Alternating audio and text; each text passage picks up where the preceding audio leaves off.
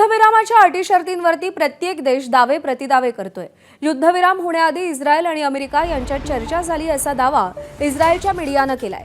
Iran होर्मुझची समुद्रधुनी बिनशर्त खुली करणार असल्याचा दावा इस्रायलचा आहे। मात्र युद्ध कायमस्वरूपी थांबल्याची कोणतीही गॅरंटी नाही असं इस्रायलनं म्हटलंय। युद्धविराम इराणच्या अटी शर्तींवर झालेला नाही असंही इस्रायलनं स्पष्ट केलेलं आहे।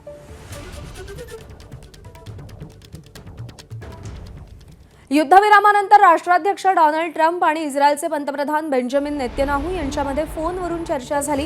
डोनाल्ड ट्रम्प आणि नेतन्याहू यांच्यात चर्चा झाल्याचा इस्रायल माध्यमांनी दावा केलाय।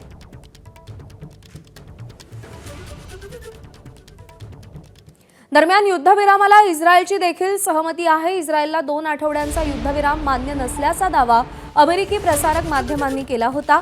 मात्र आता इस्रायल देखील या युद्धविरामात सहभागी असल्याचा अमेरिकेतील व्हाईट हाऊस अधिकाऱ्यांनी दावा केलाय।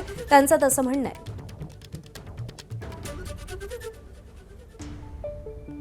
युद्धविरामाची घोषणा झाल्यावर इराणनं इस्रायलच्या दिशेनं एक प्रतिकात्मक क्षेपणास्त्र सोडलं।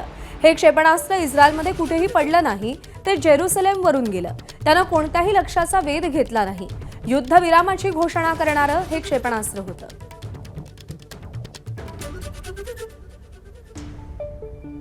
दरम्यान युद्धविराम हा इराणचा मोठा विजय असल्याचा इराणी लष्करानं दावा केलाय।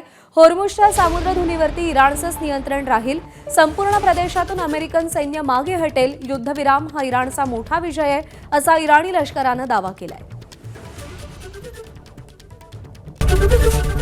एबीपी माझा, उघडा डोळे बघा नीट।